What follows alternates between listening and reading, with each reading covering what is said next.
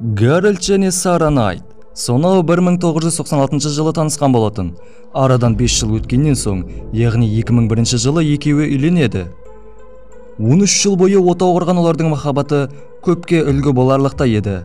Бірақ соңғы жылдары аралары суып, ешкім соңы осылай боларын күткен жоқ. 2015 жылдың 13 қаңтарында 911-ге әлдегімнен қоңырау түседі. How can I help you? Okay. On Sunday, January 11th, I strangled her. She is dead and she's laying on the living room floor. And what's your name, please?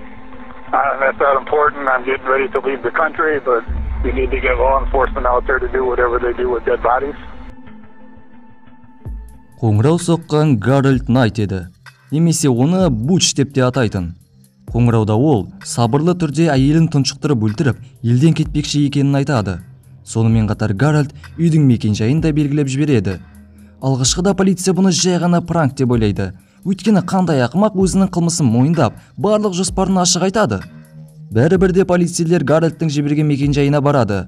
Ал олардың ол жерден көргендері нағыз таңғаларлық жағдай. Есіктің алдында үйдің кілті жатты. Оны Буч полиция оңай үйге кірсін деп әдейі тастап кеткен секілді. Үйдің ішінде ешқандай қирап жатқан нәрселер немесе төбелестің іздері жоқ. Қонақ бөлмеден полиция битім атамен жабылған Бучтың әйелі 48 жасар Сара Найттың мәйітін табады. Үстелдің үстінде сурет тола папка және оқиға қалай болғанын баяндаған жазба жатты. 2015 жылдың 11 қаңтары сағат түскі 3-те Сара Найт өзінің жаратушысы және періштемен бірге көкте. Шын мәнінде Сараның өзі де періштеге айналды. Сонымен қатар үстелде Сараның туысқандарының номерлері мен мекен-жайлары да бар еді. Бұның бәрін Гарольд арнайы дайындаған көрінеді. Полиция қылмыскердің неге осылай жұмыстарын жеңілдете салғанын түсіне алмай қойды.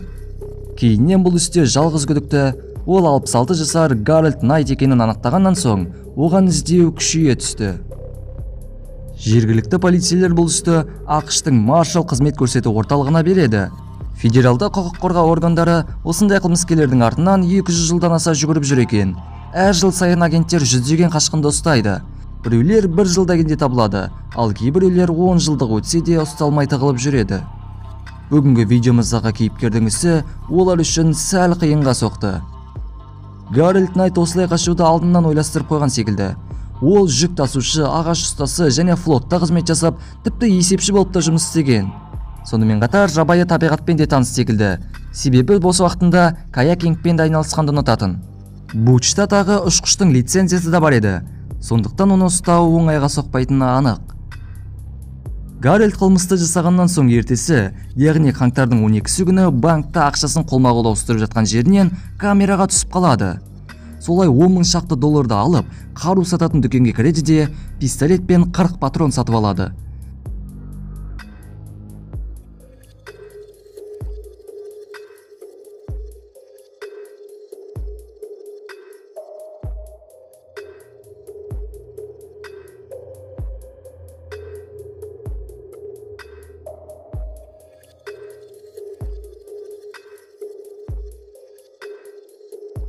Ақша мен қаруды алғаннан соң, ол әйелінің атындағы жасыл Subaru Foresterге отырып, белгісіз жаққа қарай аттанады.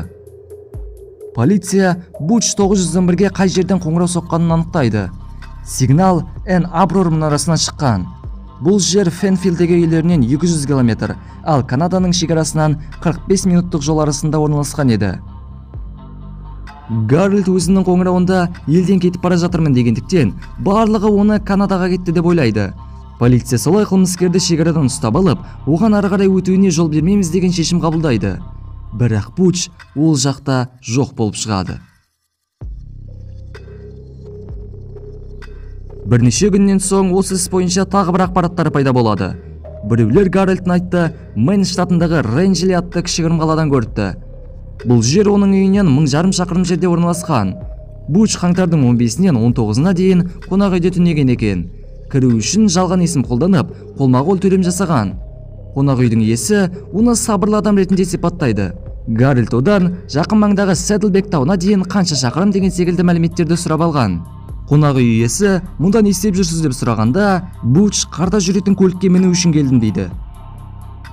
Рейнджелиде жүрген уақытта Гарольд дүкеннен көп мөлшерде бутерброд, чипси, газды сусын сыра алады. 19 қаңтарда қонақ үйден шығады, ал одан соң оны ешкім көрген жоқ. Сол күні Сараның анасына әлдекімнен сәлемдеме келеді. Сыртында ешкімнің аты жөні немесе мекен-жайы жазылмаған. Ол бұны кім беруі мүмкін деп ұзақ ойланып, ақырында сәлемдемені ашуға қорқады. Солай полицияға апарып, ішін ашса, бұны Гарольд Найт бергені анықталады. Ішінен сол кісінің жазған хаты табылады. Хатта: "Мен көптен бері криминалды киноларды көрдім де қылмыс жасадым, және мені полициялар ешқашан ұстай алмайды. Олар мені ұстау үшін тым ақылды емес" дейді. Сонымен қатар әйелін не үшін өлтіргенін де жазыпты. Буч есірткі сататын адамдармен араласқан екен. Соны әйелі көріп қояды. Осылай күдіктінің көзін жойдым деген. Бірақ полиция оның ондай адамдармен араласпағанын анықтайды. Бәлкім Буч полицияны шатастыру үшін сәлемдемені арнайы жіберген шығар. Қораптан тағы да $2000 табылады. Бұны Буч әйелін жерлеуге салып жібердім деп түсіндіреді. 31 қаңтар күні Гарольд айдап кеткен Subaru көлігі Мэн штатының Фэрфилд қаласындағы Walmart супермаркетінің тұрағынан табылады.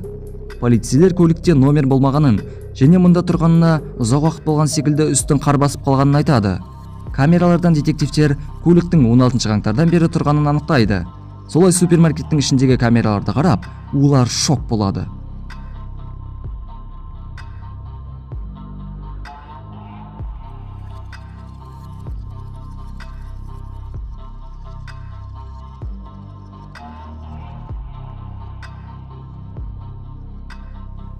Бұл өз келбетін адам танымастай өзгертіп алған Гарольд Найт.